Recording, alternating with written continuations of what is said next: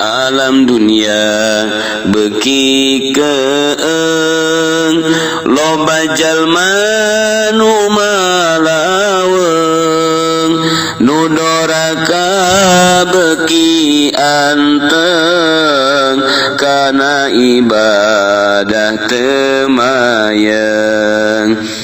Kitab Taurat geus aya kabeh dina kitab Taurat. Aturan berpolitik, aturan berekonomi, aturan berbudaya, bersosial dan lain sebagainya. Aya terus kitab ti Gusti Allah mah. Ti mimiti kitab Zabur, kitab Taurat, kitab Injil, datang ka kuari kitab Al-Qur'anul Karim. Teu jauh.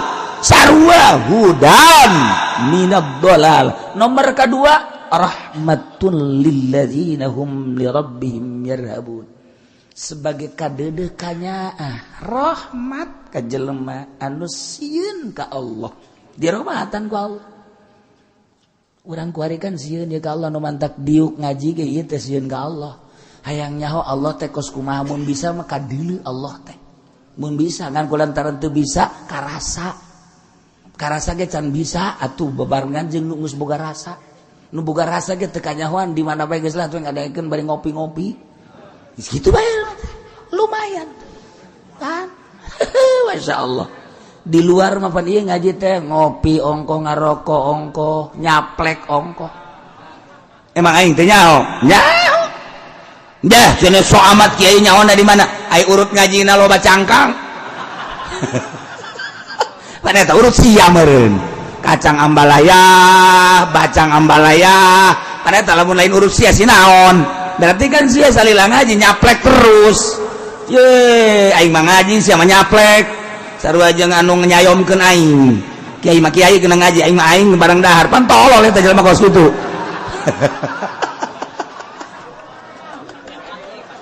Ieu mah keur carita atuh kajeun ganjaran mah meunang bae. Nyana meunang urang meunang atuh masalah mah keur carita doang. Ngan nyana mah saperapat lah ganjaranna lah. Aing usul ka Allah. Dalsi ulah penuh atuh mah ieu aya di majelis mah nya diakurkeun jeung nyana bener teu. Tuh siapa akur bae. Geus sia geus sebenarnya hayang barang dahar teh. Ya Allah. Ieu hudan wa rahmatul lil ladzina hum li rabbihim yarhabun. Setelah Kangjeng Nabi Musa kuari merenung, Kangjeng Nabi Harun teh selalu nuturkeun Kangjeng Nabi Musa. Renungan Kangjeng Nabi Musa teh ngrenung tentang kaumna anu aneh. Kangjeng Nabi Musa teh cikene berangkat perang jeung Raja Firaun. Dibawa ke arah tauhid nauhidkeun ka Gusti Allah percaya penuh kaum teh datang ka nyebrang ningali mujizat bahkan nyana melaksanakan milu di jero mujizat Kangjeng Nabi Musa alaihi salam tapi ternyata kakarak ditinggalkeun 40 poe bae ge aya Musa Samiri anu nyiptakeun ijo anak sapi pedet kunaon ngagelok ieu kaum ku babari amat teh Kangjeng Nabi Musa direnung ku Kangjeng Nabi Musa teu eureun-eureun masyaallah karim nuduhkeun jelema supaya salamet di dunia wal akhirah ternyata teu gampang. 1 hari, 2 hari, 3 hari, 4 hari terus bae merenung sampai 40 hari Kangjeng Nabi Musa merenung. Eta teh sambil puasa Kangjeng Nabi Musa. Sambil teu pernah luput tina tatahur bebersih. Teu eureun-eureun Kangjeng Nabi Musa make baju nu bersih tina najis. Tafakur ka Gusti Allah renungan ngerenungkeun tentang kaumna anu nang hese capek dituduhkeun nauhidkeun ka Gusti Allah ternyata dengan mudah ngagelok. Maka Gusti Allah negor ka Kangjeng Nabi Musa. Musa aing apal kana renungan anjeun sebagai hamba aing kakasih aing. Renungan anjeun teh ku aing diperhatikeun Musa kuarimah ku maneh disurtil bae tina kaum ratusan ribu manusia anu nyembah Nabi Luka aing teu sakabehna Musa coba teangan saloba 70 nu teu nyembah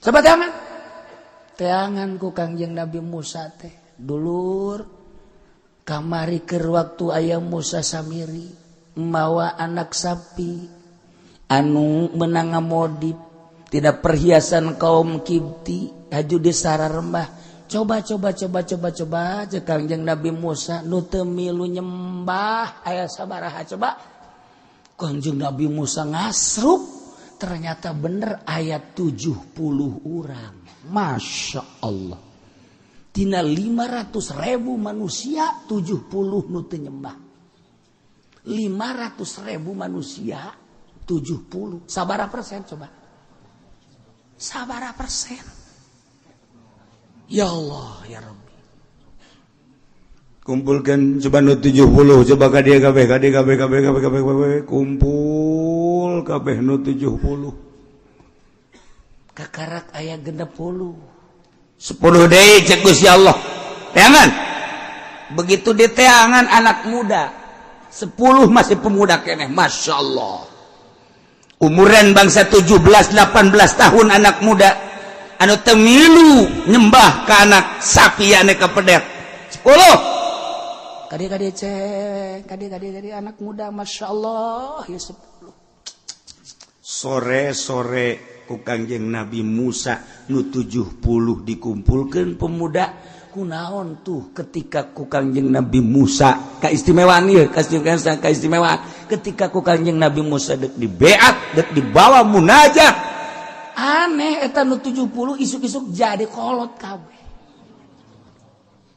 kolot nu tatadina mah kakarake kumisna bulu jarum janggot bulu jarum budak kuari mah teh nyaho bulu jarum ya teh nyaho ka manukan baheula mah urang ngapan osok asal aya manuk mamawa betuh kut aju cek nu kadua pen aju udah kata aing dulu aing mantas aing boncit kitu kan baheula budak kuari mah teh nyaho kuari mah meuli bae manuk boga duit teu boga duit maling taruh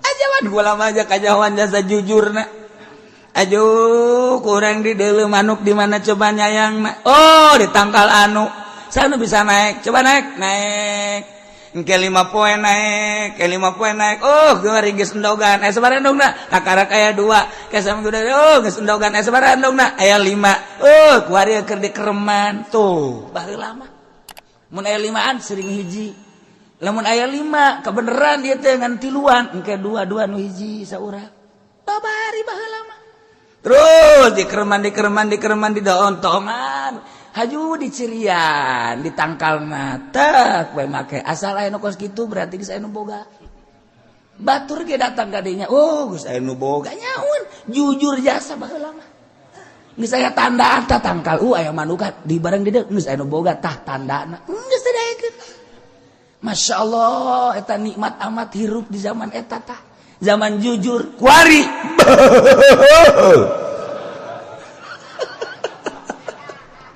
ya Allah Masya Allah kari jujur jasa terus didale benar didale kakarak borosot didale kakarak megar didale deui geus aya bulu jaruman Masya Allah kayak kadinya deui geus aya bulu centong berak balik nanti bulu centong pan nah kuari didale deui geus haris wis tinggal tere dihiberkeun alah set dibagi tasya 2 tasya hiji ya Allah ya Rabbi eta ngeunaheun jasa baheula aju urusan parab da geus ya neangan parab atuh heuh ge ieu aing neangan parab keisukan aing keisukan itu ngeunaheun jasa eta zaman jujur jasa tidak ada korupsi saat itu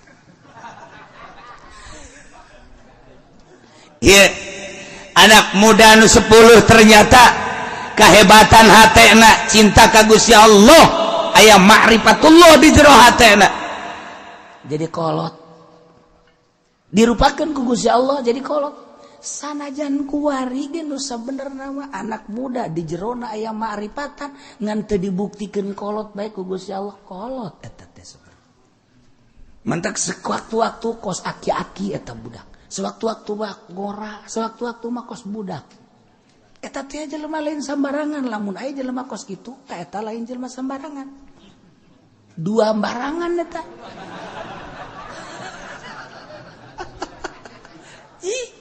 sebab naon eta kumaha keur manteng na hate lamun keur manteng ka Gusti Allah kolot kajen gua kumaha ge kajen ting budak belasan tahun kolot bae lamun keur biasa-biasa kadeureuna ngora lamun kabeneran nyana neuleuh awewe anak muda deui biasa deui bae itu no problem biasa hese aja nyana bogo atuh urusan bogo mah bukan urusan asmara manca wali kos itu utama urusan rahasia bogoh nage lain bogoh cara ente Masya Allah dadamelan Allah gelis amat tuh muji syukur ka Allah nu jore jeung nu gelis ge sebenarnya mah sarua dadamelan Allah ngan eta mah budak dibere kaleuwihan bae mudah-mudahan bae bogoheun ka aing tuh kan saya pajar bener bae tuh henteu ge saya pajar bener bae deui kos kitu tah ieu tapi guys kumpul 70 dah saparantos saya 70 Gusti cek Kangjeng Nabi Musa bade kumaha ieu geus lengkap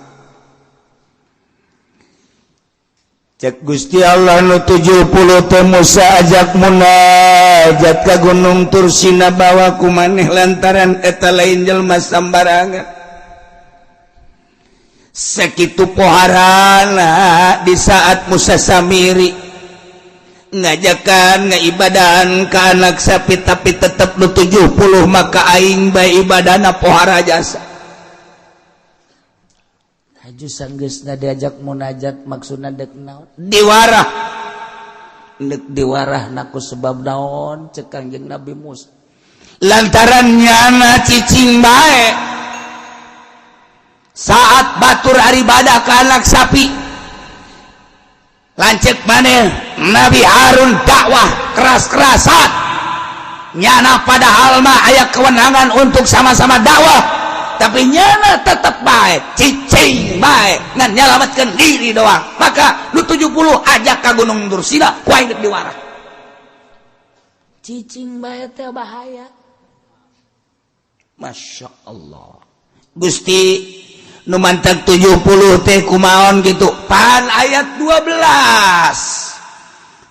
Sibtu 12 golongan kan umat maneh ayo sagolonganana ieu adalah genep lamun sagolongan genep 12 10 bae kali genep sabaraha 10 kali genep sabaraha aing nyaho atuh anu babari teh kos kitu mah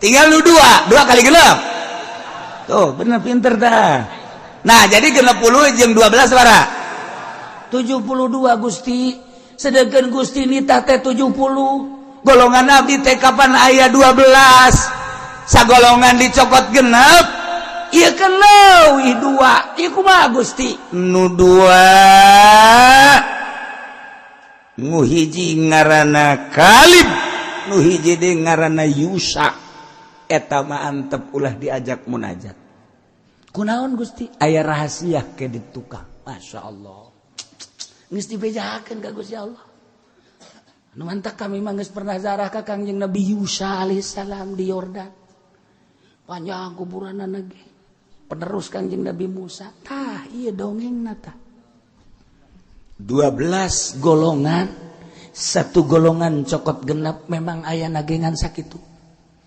ternyata begitu genep lain 70 sedangkan dititahna ku Gusti Allah kan 70 barang dihitung mun sagolongan genep aya 72 usul Kangjeng Nabi Musa nu 2 kumahakeun sedangkan ieu kan 72 Gusti nitahna 70 antep nu 2 aike diantep kumaha eta mah engke aya rahasia nu maneh moal ka dibere beja Waduh.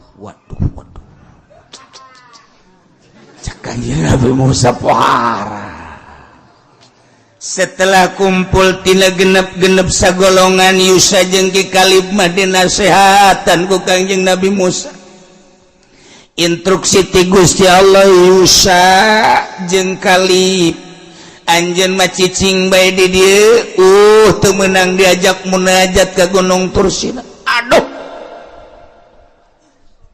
Cek Yusa jeung Kalib nya si Bakam itu bisa diajak munajat.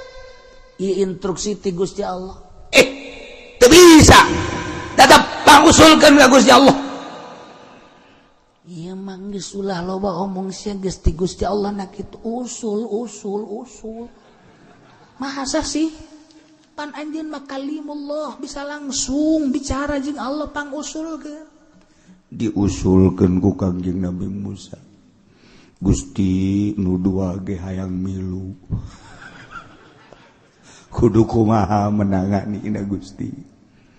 Cek Gusti Allah Musa bejakeun jai ujung-ujungna mah kapan menang rahmat jeung ridho aing.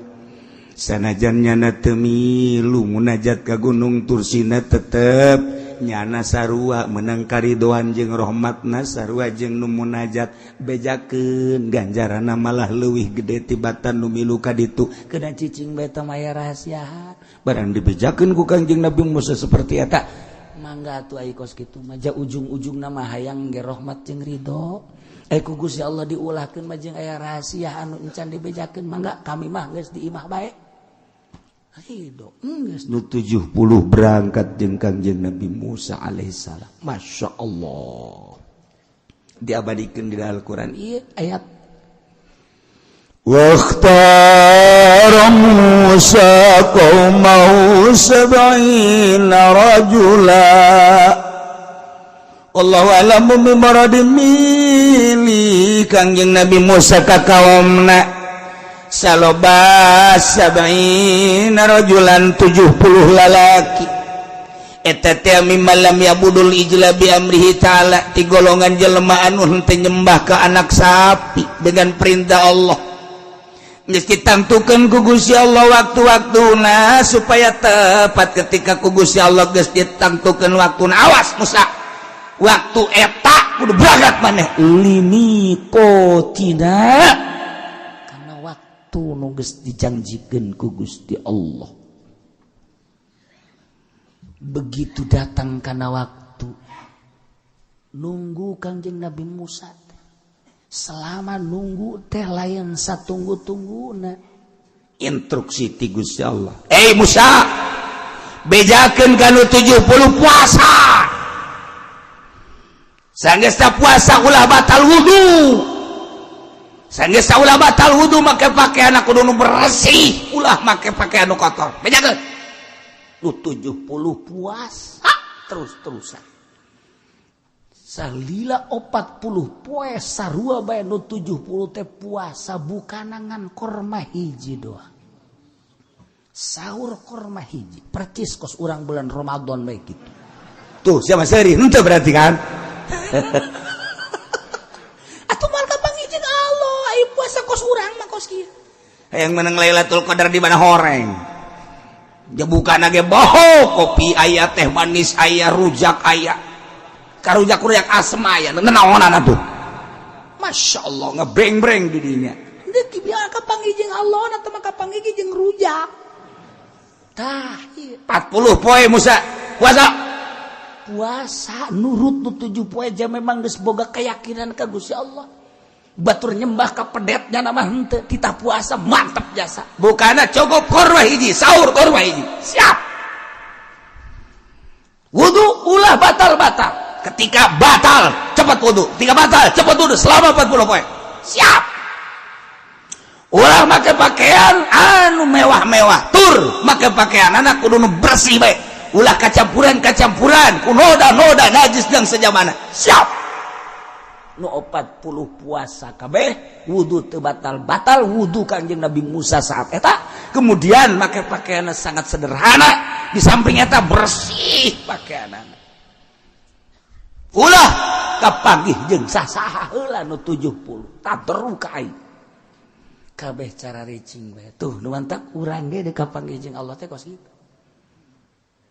Ulah kapanggih jeung pamarentah. Ulah kapanggih jeung jelema.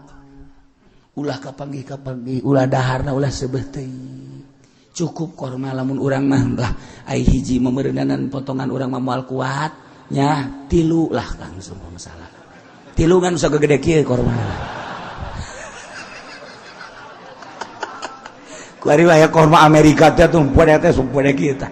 Ngadahar 3 ge teh mah buah senep basana teh mah tah. Malah mah ai di hareupeun urang nama 3 di tukangan di jero kamar ngadahar deui 3 deui. Waduh, zaman ide ka Allah tah ngaranna ka korma. Tuh ketika urang dahar hate kumaha, nginum hate kumaha. Oh masalah. Dahar jeung nginum oh masalah tapi hate. Jadi emang wali emang teu dahar-dahar. Emang wali kumaha teu nginum. Cuman nya nama dahar jeung nginum oh ieu mah bagian awak, hate aing mah tetep ka Allah. Ketika nginum oh ieu mah bagian awak, hate aing mah tetep ka Allah. Ketika sare oh ieu mah bagian awak, hate aing mah ka Allah. Gitu bae terus bagian awak, bagian roh atuh lain deui. Tuh, urang makan ai bagian dahar roh milu.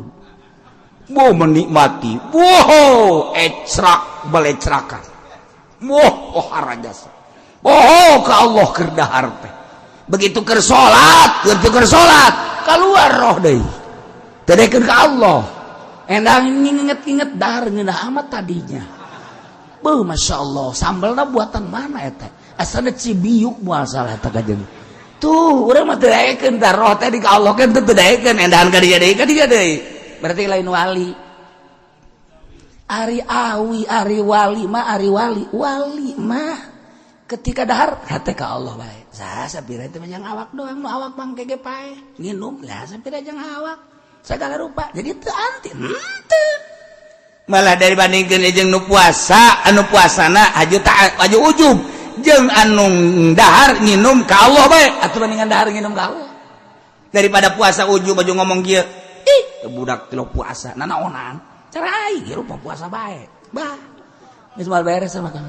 Tah mah puasa kos kitu mah tah mah beuleumeun tah mah. Ya tuh siap puasa mantak naon. Ieu aing mah geus ngalaksanakeun puasa Senin Kemis asana geus aya 5 tahun. Je, tuh lawang sorga geus maruka jang aing mah. Oh. Eta kos kitu awal ka sorga tah kos. Malah mah urang ge lamun kajeleuna puasa, emang mamang keur puasa? Teu lah ieu mah keur ieu bae. Puasanya ai puasa mah tuh ai bersih teu bersih ngabohong, puasa kan lah. Terus tegur tah dia teu ganyawan kan. Teu ganyawan, ke batur rudahan nyana nyokot.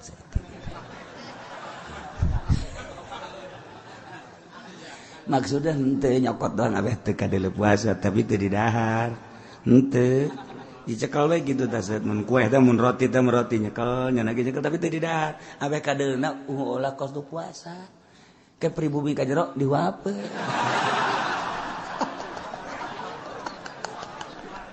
Tolol jelema. Eta ria teh gitu hayang kanyawan. Oh, berarti keur puasa. Gorengan henteu. Udah beres.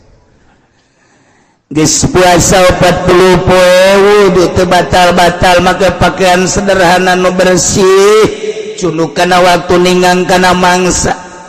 Limiqatina kana waktu anu geus ditangtukeun ku Gusti Allah atuh faqaraja bihim kaluar Kangjeng Nabi Musa bareng jeung nu 70 menuju Gunung Tursina. Masya Allah karim.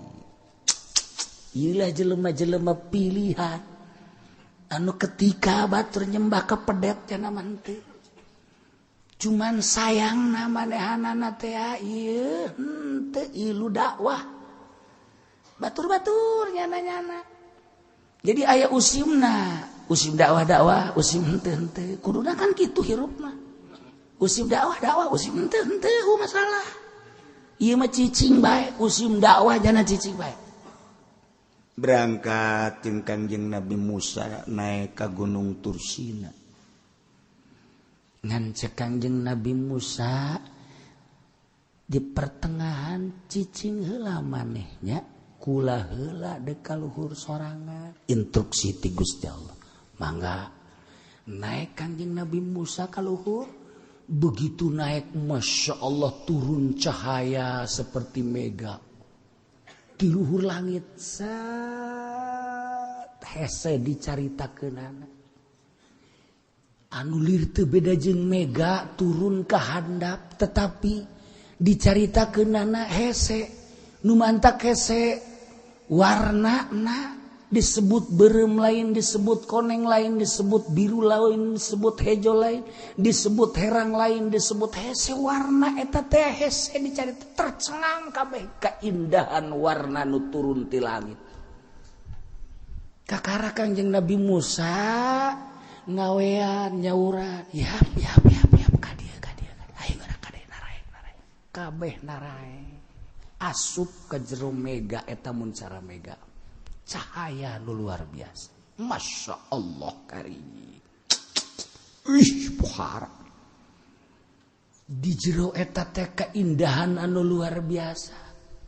Kabeh sararujud ku nikmat-nikmatna 70-an brak dikersakeun ku Gusti Allah teh bisa ngadenge nyana teh mukalamahna Kangjeng Nabi Musa jeung Gusti Allah. Kangjeng Nabi Musa teh mukalamah jeung Gusti Allah aya instruksi kadenge teh kudu 70-an if'al la taf'al kerjakan anu jangan dikerjakan anu pagawe anu pigawean anu ulah dipigawean eta nu 70 ngadengekeun nikmat luar biasa hanya ngadengekeun ge lain ngadengekeun lain ngadengekeun sunan kitu ngaranna bahasa Allah ngadengekeun ge suara Kangjeng Nabi Musa nu kadengekeun mukalamah jeung Gusti Allah sakitu nikmat. Pohara jasa ngeunah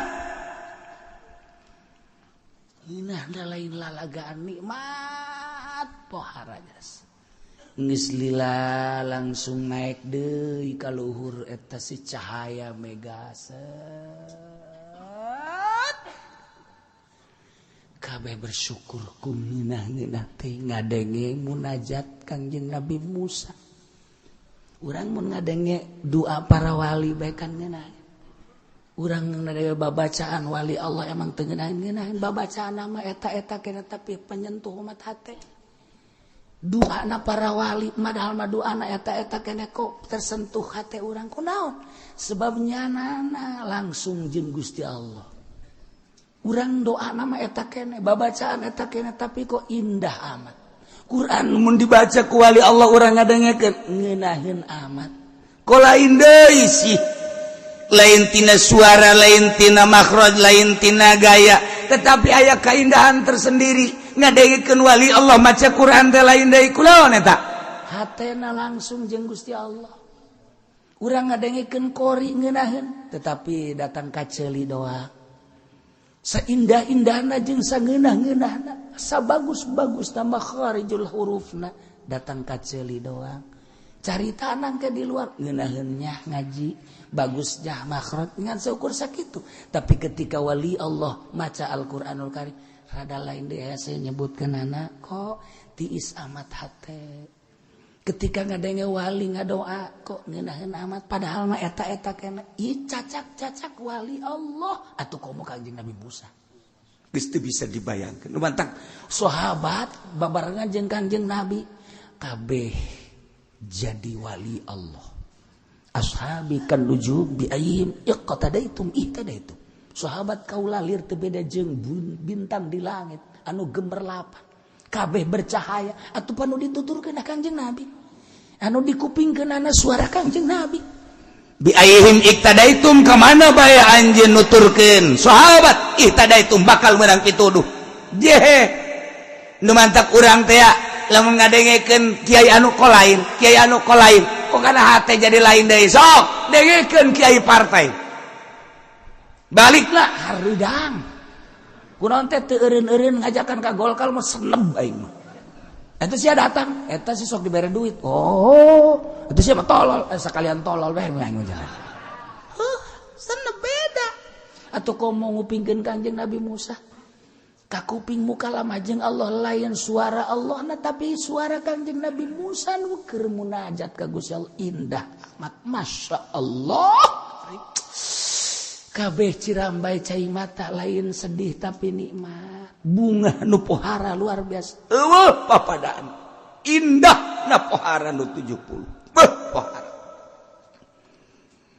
Tidinya barang geus eueuh eta cahaya teh tiba-tiba aya gempa anu pohara. Gempa gunung oyag-oyagan nyana raragagan padahal mata semunajat ngadengi suara Kangjeng Nabi Musa nu indah tapi tiba-tiba ieu goncang gempa falamma akhadhathumur rajfatu qala rabbi law syi'ta ahlaktahum law syi'ta ahlaktahum min qablu wa iyyai atuhlikuna bima fa'ala sufa'u minna barang kakenaan ku goncangan gempa bumi anu dahsyat luar biasa aya naon ieu sehingga Allah nyiksa ka jelema nu 70-an padahal mah nyana iman ka Allah luar biasa keyakinan anu pohara sehingga Kangjeng Nabi Musa nyokot jelema nu 70-an teh jelema-jelema terpilih kita puasa oke, kita ngabersihan awak siap, kita ngabersihan baju pakaian sangat kecil berangkat tuh sakitu hebatna diberi ku Gusti Allah kanikmatan anu pohara tetapi ditungtung disiksa ku Gusti Allah aya naon ieu aya naon masyaallah kari dipertanyakeun kami teh make ejeng disiksa Gusti ku goncangan-goncangan kami make disiksa ku gempa-gempa anu luar biasa sehingga kami paeh bae bener andai kata teu dihudangkeun deui teu dihirupkeun deui ku Gusti Allah tuh paeh Masya Allah Allah mah babari ngahirupkeun urang babari maehan urang babari komo nya nundutan mah gampang kecil tamang geus kos kitu dibere cuaca tiis haju jauh jeung kiaina dihareup aya kopi jeung rokok eta watu geus sagat menduku cek cenah sial aing kaget batungtungna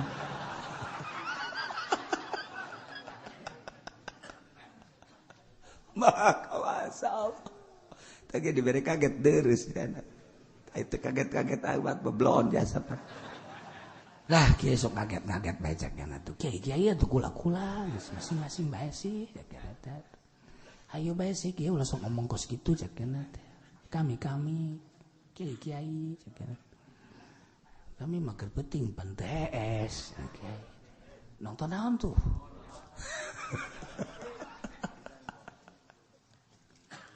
maka wasal jadi babarieun Allah mah ulah-ulah kakarak ieu aya keneh jelemana anu pernah didongengkeun ku kula teh apa jelema teu pernah ibadah ka Gusti Allah gawena ngagalian kuburan nyokotan boeh bae dijual jadi napakahna teh nyokotan boeh bae dijual jangan napakahan anak pamajikan geus puguh judi mah geus puguh manehanana wah raradutan tapi iman ka Allah iman ka Kangjeng Rasulullah Muhammad begitu manehanana muriang lain deui rarasaan panjana wasiat anak kadarieu kabeh abah geus lain rarasaan emak mana emak eta tungtung digigir oh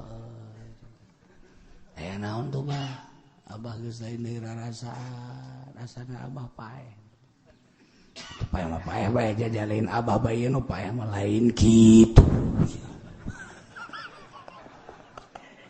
mun kitu abah doang nu paeh tuh sia mah kitu bae ka aing baja tetangga abah loba nu geus bae babaturan abah nu geus bae tuh meureun ku giliran abah sia mah kitu.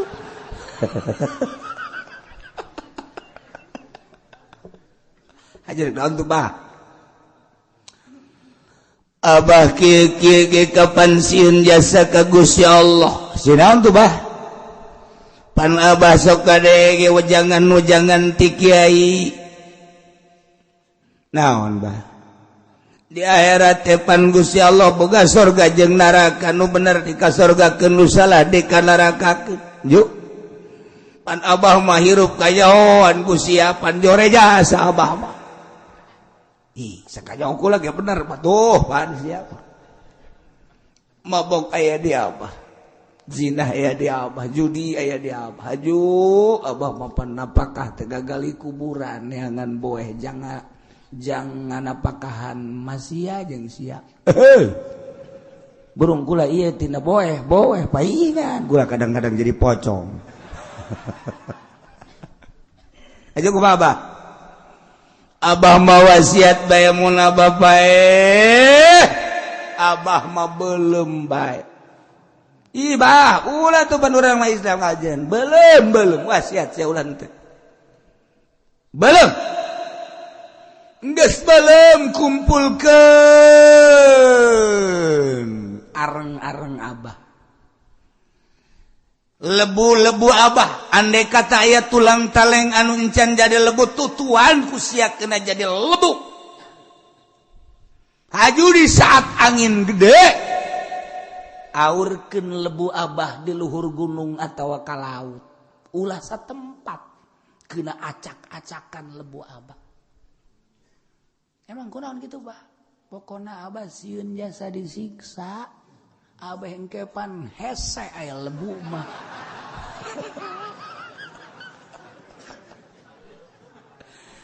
cak anakna bener oge nya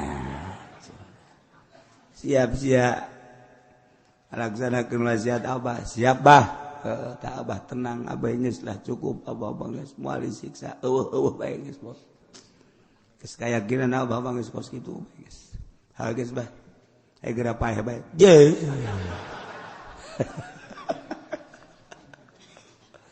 bener sampai dua bae paeh bapak aya musyawarah anak-anak jeung pamajikanana yang jeung mah cak mana teh abah sia mapan wasiat yang dibeuleum mak ngajupan hayang diajur-ajur lebuna aju dipicieun diaur-aur kada katebak angin di mana bae bener mak orang laksanakeun bela wasiat abah sia hayu geus eueuh salah dibeuleum geus dibeuleum ngerecek jadi lebu aya tulang taleng sautag saeutik ditutuan kena jadi lebu kabeh dibungkus terus dibungkus nungguan angin aya angin gede dibawa ke gunung di aur-aur bawa di ka laut di aur-aur dibawa di ka tempat sababaraha tempat kena acak-acakan beres baralik kabeh akhirna Gusti Allah dek ngabuktikeun kemaha kawasaan Allah hei bumi nun Gusti seluruh tanah anu kaentepan ku lebu kipula anu di aur-aur segera maneh kudu ngahijikeun lebu eta mangga Gusti tanah kabeh ngahijikeun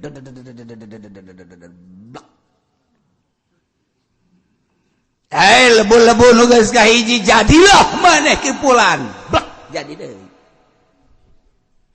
tanya ku Gusti Allah pulan aidek daja kasihan naon sababna eta sia make jeung hayang dibeuleum sagesta dibeuleum kemudian jadi lebu sagesta aya tulang taleng kudu ditutuan kena jadi lebu haju kudu di aur-aur di angin anu gede di luhur gunung di laut jeung di mamanan naon coba maksud sia Gusti abdi teh ku sieun-sieun kasiksa Gusti pan sieun kasiksa teh sia kudu make jeung dibeuleum Ayakinan abdi ka Gusti teh sugan bae ai deui belum jadi lebu teh geus abdi jadi abdi deuk disiksa da hese.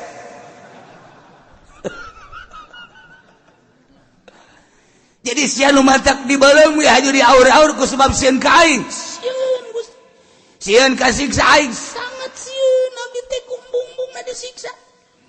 Abdi mah ieu teh bener-bener ngaku dosa abdi sakolong langit nyundul ka langit ku dosa abdi tapi abdi iman ka Gusti abdi percaya ka Gusti jeung ka Rasul Gusti Rasul nu jaritakeun bahwa aya surga jeung neraka sangkilang abdi bajidor Gusti tetep sieun di ka nerakakeun maka tindakan terakhir abdi wasiat supaya di aur-aur awe Gusti teh nyiksa ka abdi ku sebab abdi percaya jasa ka Gusti pulan ku sebab sia-sieun ka aing sehingga boga tindakan kitu geus bae ku aing dihampura sia geus moal dikanarakakeun dikasorakeun bae geus ku aing.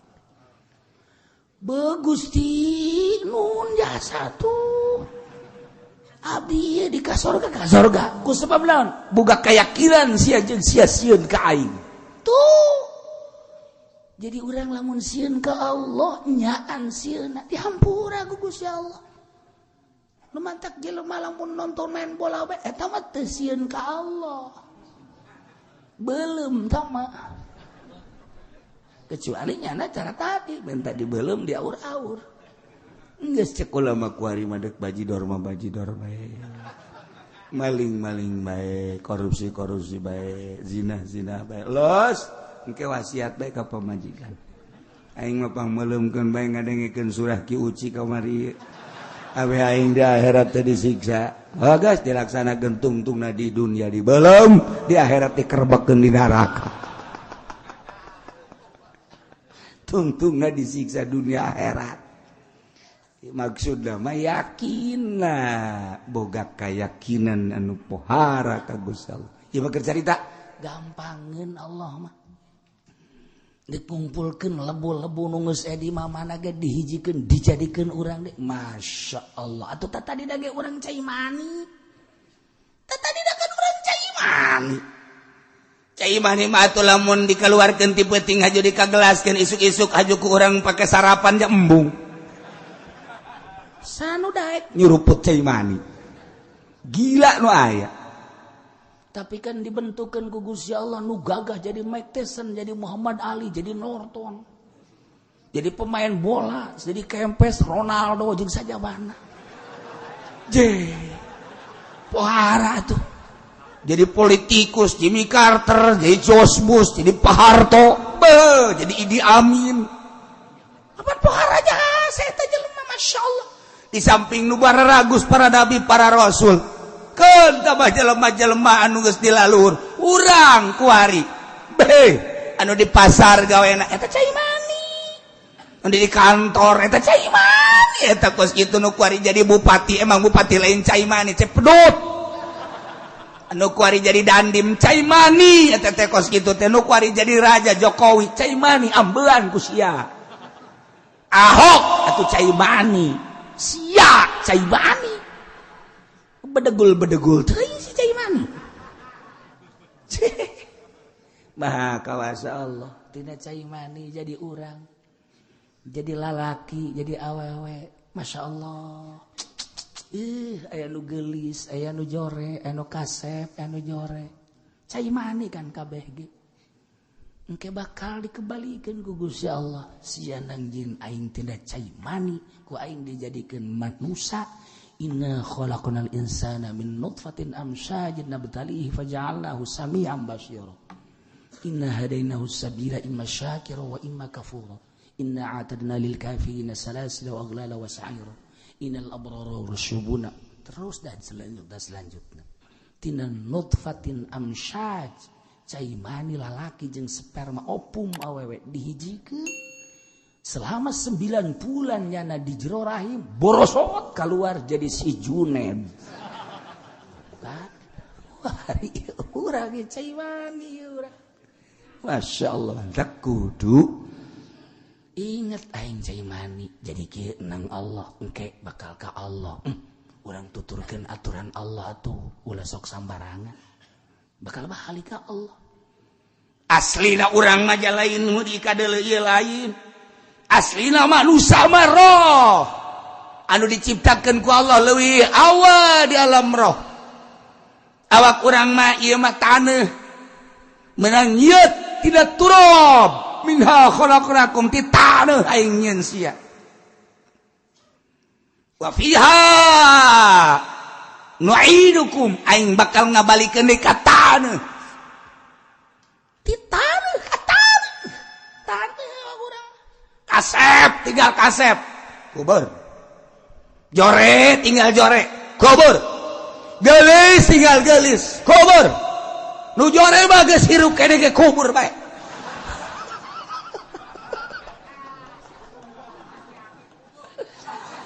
Presiden kubur bae KBR teh mah geus hirup-hirup kubur abak. Kubur bae kabeh. Tina taneuh balik kana taneuh. Ai anu roh, ai aslina manusia roh.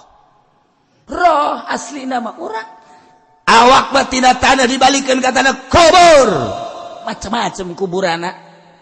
Aya anu dina beteng buaya, beteng maung, beteng gajah, macam-macam. Aya anu di Padang, bak dibalikeun ribuan manusia ku ari. Teu puguh. Kena tsunami, wallahu alam di mana. Ragag di kapal das jadi abu kabeh. Teu nyaho. Eta mah sapira awak. Min turabin ila turabin. Aslina manusia roh. Berhadapan langsung jin Allah roh ketika orang maut. Cirina ketika orang paeh keluar roh. Awak geus disebut jelema deui mayit ngaranna, janazah ngaranna, bangke ngaranna. Dek dikamanakeun mayitna, dek dikamanakeun janazahna, dek dikubur di mana bangkena, bangke urang. Aslina roh urang, manusia mah roh. Anehna jelema kunaon ngurusan awak bae nu bakal dikubur roh tepatnya diurusan. Bloon jelema ketika jadi pejabat jana ngurusan awak bae. Di kantor ka imah ngurusana duit sakadar jang beuteung dahar nginum poka salat. Roh aslina jelema ketika jana pae dikubur, bupati tinggal bupati, gubernur tinggal gubernur, jenderal tinggal jenderal, presiden raja tinggal raja. Roh nu berhadapan jeung Gusti Allah. Kunaon sia teu pernah urusan roh nu bakal babalik ka Allah. Tah kagoblogan jelema teh di dieu. Ngaji teu daek, roh gering. Roh teh gering. Awak mah kadaharanana sang daging nginum jang awak kurang sehat ya be komplek. Ayo sia aya koreng-koreng panasilin babari teh kos kitu bantu. Ayo urusan bae awak, ayo urusan Gusti awak unggal peti hudang ka HS ka hudang deui urusan awak malulu anu engkena bakal dikubur nyawa zarah nyawa eueuh ke urang geus paeh mah. Roh urang kunaon teu diurusan, teu dikenalkeun ka Gusti Allah, diajakan ngaji harare sejasa. Cak Allah ieu haram ditabrak bae, cak Allah ieu ulah ditabrak bae, cak Allah ieu mah ulah atuh ditabrak bae, cak Allah ieu pagawe henteu, ieu atuh kerjakeun henteu. Roh ngejerit di jero awak urang, teu diurusan. Cie emang kumaha gitu.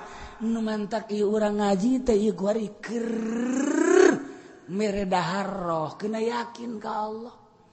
Hujan-hujan ge daratan. Urang teh keur ngurusan roh, kedangeun lintuh roh urang. Aya nu di luar mah nya roh diurusan, nya awak diurusan. Zahiron wa batinan nya nama eta. Cak nu di luar aing deui bae sial. Aturan makan urusan roh, urusan awak, wayahna puasa heula. Kuari mah keur roh bae urusanana ieu awak tinggalkeun ieu mah teu pan. Teu ieu mah nya ngariung bae opatan ngeunaan jeung urang ngaji di dieu nya. Barang di dieu bacang geus beak 50 di dieu. Ambo budak malah mun aya keneh mah tukang bacang aya keneh CF di bak. Asana balik moal bisa hudang nya.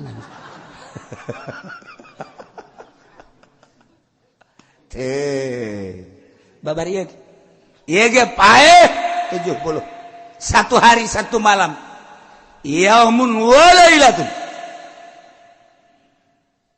dipertayakeun kunaon make jeung disiksa Gusti.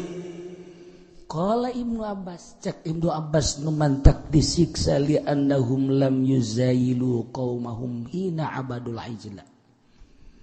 Bongannyana teu pernah misah ti kaum anu nyerembah kana anak sapi. Bongannyana teu pernah mentolelir ka jelema anu inkar. Bongannyana teu pernah dakwah. Menyelamatkan diri saat batur munkar, saat batur inkar, saat batur maksiat, saat batur nyembah ka pedet nya nama nyelamatkan diri bae geus ka Gusti Allah eta teh bagus tapi disiksa bae tetep ku Allah.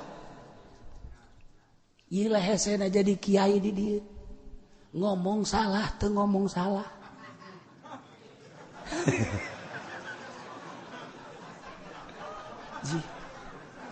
Di akhirat teh akan di akhirat ge karumpul kabeh di mahsyar.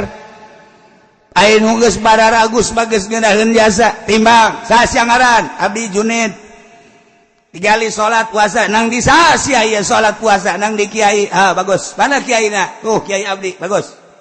Guys surga. Ngeunah. Ahmad sia kade timbang.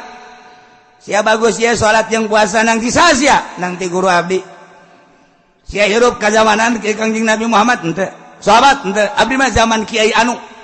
Gerakan kiaina aya. Sia bisa salat bisa puasa berarti berkat kiai. Bagus sia salat sia. Surga, surga kan ngeunaheun. Mantap. Hayo kabeh, kabeh.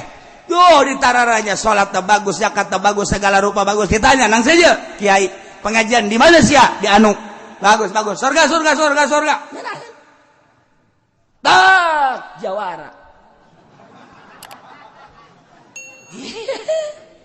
Timbang jawara salat minus 0, derajat puasa minus 18 parah sedekah minus 20 min kabeh peribadatan puasa zakat salat minus Masya Allah.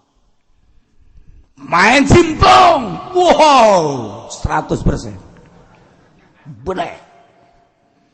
Remi, mantap. Roulette, mantap. Kasino, mantap. Domino.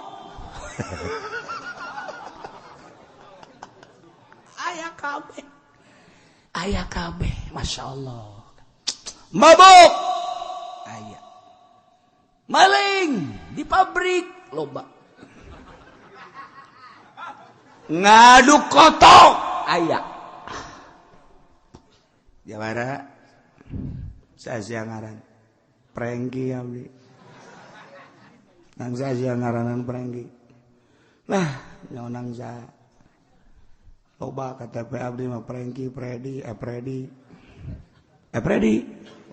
Batu sabaraha? Genep. Cik malaikat anu nimbang amal, saudara-saudara sekalian seluruh manusia yang hadir di mahsyar ini bahwa yang namanya Prengki ini telah dihisab, ternyata kebaikan-kebaikannya minus dan maksiatnya positif. Dengan demikian nama Prengki akan digujubarkeun ke neraka. Apa itu gujubar, Pak? Jangan saya keluar, jawara teh keluar jawara.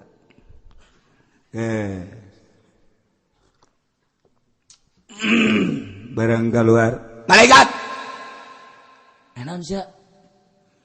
Abdi mung sosoranganan ka neraka panas. Deuna ge cek saha neraka teu panas.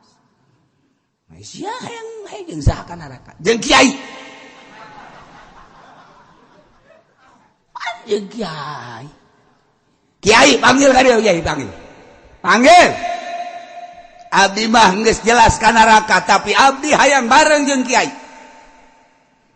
cek malaikat atuh lain bareng jeung kiai kuduna jeung para jawara deui sia babarengan jeung tukang jimplong tukang remi tukang eta kuduna jeung eta da eta mah jelas tah geus teu kudu diteangan yang kapanggih neraka pinter kan jawara mah ngomongna pinter nu kos kitu mah ge araya engke ge sasalaman ke di neraka kabeh araya ieu mah kumaha kiai endek naon sia jeung kiai mah jeung moal ka neraka henteu panggil heula kiai panggil ka dieu sia zaman kiai saha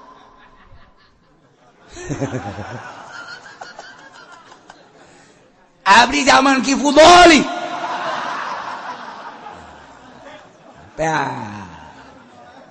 Ki Fudoli geus geter-geter wah aing ka neraka oge cek teh apa aku jawara sial-sial teuing nasib aing cek ciut Ki Fudoli di dieu cek Ki Fudoli ulah kula bae atuh jangan bareng jengkul lagi Nurjaya aya Ki Wahab aya cek aja loba kiai kula bae henteu cek nyana kula nu deukeut ka imahna imah Ki Fudoli aju datang iya Ki Fudoli da bener naon si jawara nah barengkeun jengkul Ki Fudoli ka neraka engke heula masalah naon heula sak malaikat naon tuh ieu mah tulisan Ki Fudoli nama aya tah salat bagus puasa bagus zakat bagus haji bagus umroh bagus sanajan nya ngariung sok hayang berkat tapi dah geus dihampura tah mah geus mah dihampura ieu mah bararagus sakeuna teh tuh ayo ieu bararagus ieu naon deui aya keneh malaikat sing jeli atuh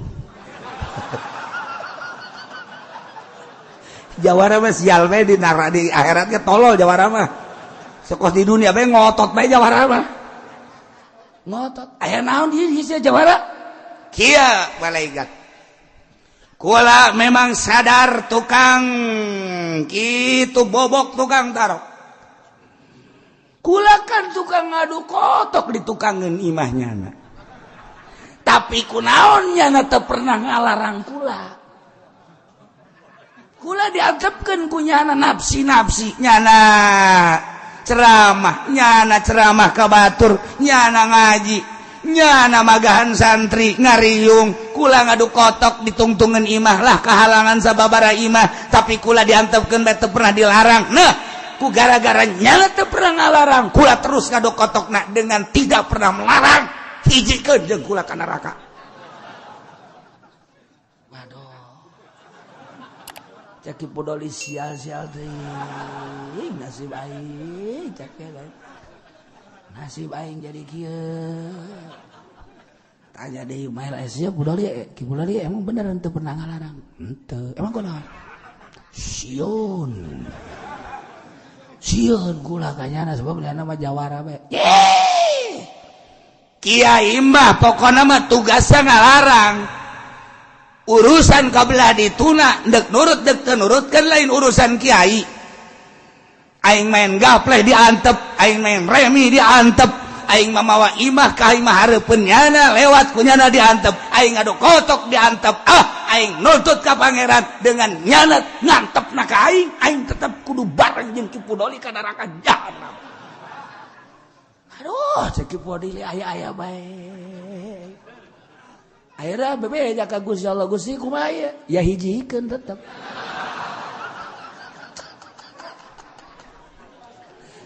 dihijikeun ieu nu beratna teh nu berat teh kiai teu ngalarang mun karap dihijikeun ulah naon garang-garana ngeunah sebab naon dititahna ge amr ma'ruf nahi munkar nu tadi mah nu dititah ma'ruf narurut sorga kabeh nu narurut ngararaji di majelis narurut di podium ngaji narurut sorga tapi jawara anu henteu pernah dilarang lantaran sieun ke lantaran naon ke tetep bae nyana engke ngadakwa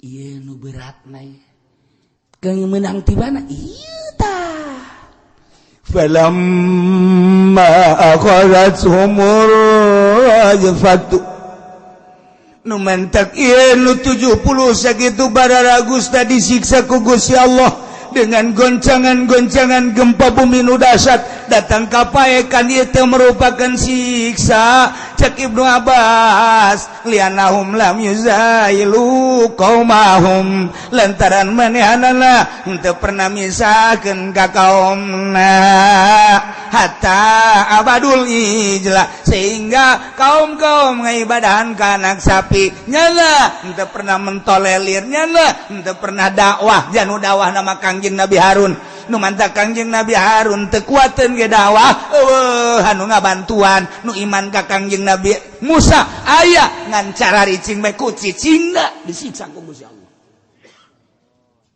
berat nu mantap ulah mengocoprak bae ge sabodo nyaritakeun pamarentah korupsi nyaritakeun pemerintah korupsi kajen teuing nyana benduk ka aing moal kebal hirup di dunia nyanana ge bakal jadi sampah masyarakat jeung teu aing mah dibenduk ku nyana aing mah nyaritakeun kredit haram deuk di dieu nya deuk henteu pokona mah asal nyaritakeun bae hukum ti Allah kredit ala kos kitu teh dua akad haram deuk ditentang ku kiai desa bodoh deuk ditentang ku nu kredit los lantaran engke di akhirat aing engke kunyana bakal didakwa hai ji kita mangke kamar lemon nu kredit diasupan ka neraka bus asup ka neraka begitu diasupkeun ka neraka nyana ajol-ajolan saya abdi Haji Pendi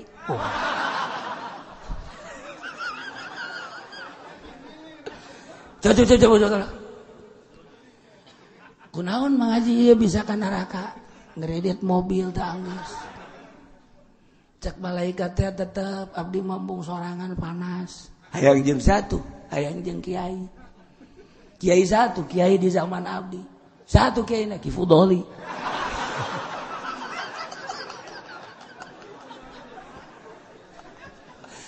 kunaon tuh ieu Haji Beni make jeung hayang kiai atuh ngahiji bae jeung nu para kredit deui tamatu geus teu kudu dicaritakeun ka paranggih ge di neraka ieu mah abdi mah hayang jeung kiai bae emang kulon sebab abdi ngredit teu pernah ditegor-tegor ku nyana malah nyana nginjeman mobil bae ka abdi sakieu na Ki Fudoli bener kunaon atuh Ki Fudoli eta teu pernah jarekanan atau teu pernah nganasehatan butuh abdi sekali-sekali nginjem ke mobil nyana cek Gusti Allah hijikeun habek ngagujubar kabehan tuh kan ai kitu mah geus caritakeun haram begitu aya nu nungtut Ki Uci cenah eta kudu dihijikeun cak nu ngredit ya emang ulun sebab kula ngredit teu pernah kitu ditoel-toel ku nyana ke jamaah heuh tidak boleh sademo ke di ditu demo aing ngadenge nyana nyaritakeun haram kredit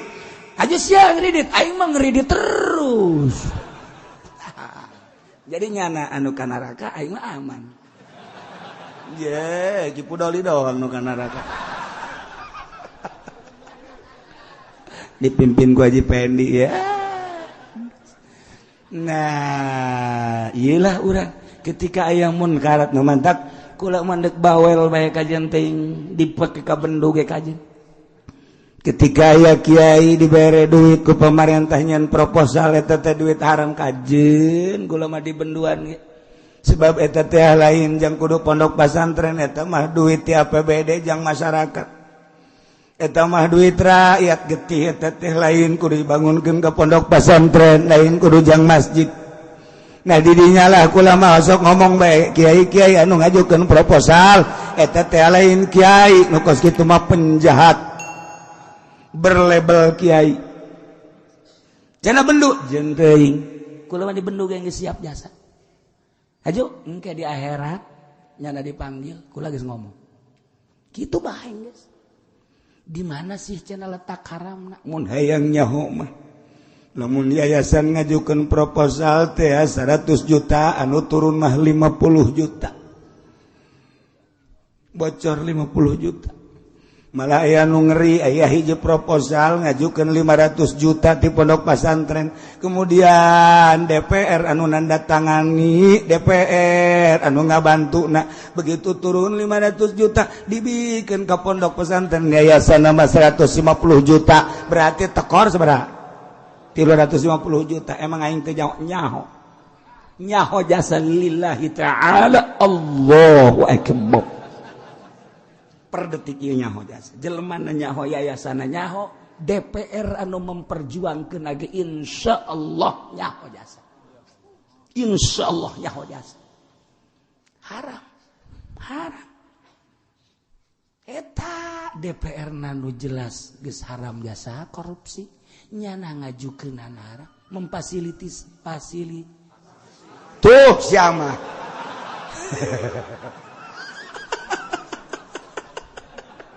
bangun sia nu palinter teh ya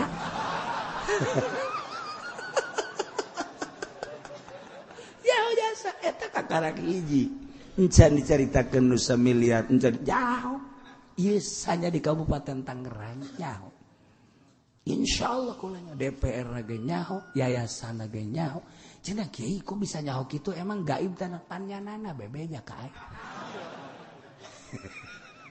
sabaraha yayasan nu bebeja lantaran kan nyerian ngajukeun sakean turun sakean ngajukeun sakean turun sakean kumaha cenah ieu kula jih eta kumaha cak DPR teh goblok jasa si bebeja dibayar ka kiai ucita tolong teh jadi bayinya nyahoun sia tak aing nu tolol bego ji urang adu tolol jeung sia ayo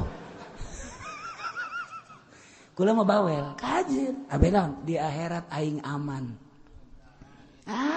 mana aing sakala rupa geus carita-caritakeun korupsi geus caritakeun urusan yayasan geus caritakeun proposal geus kredit geus beres begitu di sidang ku malaikat haja uci siap. Mana pernah nyaritakan tentang kredit sangat siap. Coba salah satu saksi Haji Makmun. Emang Haji Makmun aya lamun teu undangan. Aya jada. Jauh dua teh kukula dicaritakeun we jarang ngaji di zaman abahnya nama. Tiba heula nya nama ngaji zaman Haji Meme, Naib Meme teu nyana eta kolot-kolot kula gesok neulekeun ke zaman gagah. Jisuud teh zaman eta araya keneh tinggal hiji dua deui moal kebal deui teh ge ieu teh kulo nyaho kiai haji teh nyaraos etikan ban bae mah ngajina make sepeda make motor gelas eting nyaho jadi si A si B si C si sa haji ahadu nyaho sok haji terus kabelah terus si picu ka di nyaho atuh Ki Soleh baheula masuk ngaji ka belah dina mah teu barang masuk Golkar aju teu ngaji. Jadi nyararaho terus di gemborna Ki Muhtar atuh nyararaho aja. Terus detik teh nyaho sa nu nyaho atuh mantak Haji Makmun kula sok diomong bae beusi Haji Makmun kula eta mah nyana mah titipan Abah. Ngaji tiba heula nyana mah. Datang ka kuari muriang bae. Saksi ya betul. 1, 2. Pernah kamu nyinggung-nyinggung korupsi terhadap pemerintah? Sangat, Pak. Bahkan dari mulai papan atas sampai papan buruk, Pak. Saya jelasin. Satu persatu kalau dijelasin mulai dari Abu Rizal Bakri dan lain sebagainya saya tahu. Perkorupsian di kabupaten pun saya sangat tahu. Sebab pemasukannya saya tahu ada 4, sekian triliun yang digunakan sekian saya tahu untuk PNS sekian persen untuk pembangunan sekian persen yang ditilap sekian saya sangat tahu dan saya sering singgung. Adapun dia benci sama saya leg-leg sia benci. Aing mah salamat tuh cak malaikat bagus bagus. Enggak, aing mah diamankeun ku Kangjeng Nabi Muhammad. Mantap. Tinggal aing ngadadah dadah bupati, gubernur, camat. Tinggal nyana bae tulungan atuh aing pan aing osok korban. Korban duit siapa? Duit pemerintah. Duit pemerintah nonsen. Namun duit hayu. Tah, mantap. Lamun ke masjid duit pribadi terima, lamun duit pemerintah ulah. Korban duit pemerintah, oh masalah ngan teu jadi ganjaran. Betulinnya anak nu korban tah mah. Betulinnya anak nu korban tah mah. Ngan sakadar referensi doang emang korbannya na lain atuh jangan duitnya na mah saeutik. Malah mah keluarkan korban 20. Tapi nu keluarkan 15. 5 lagi kemana yang 5 lagi? Mati. Mati di mana? Mati di mana? Di perjalanan. Masuk ke mana? Kandang bupati. Ini kumaha coba. Iya kan bahaya. Ye, emang aing teh nyaho. Ulah sok sombong cenah sia ki ucing mah iku aya sombong bae. We henteu bae. Sia mah benerkeun bae ongko.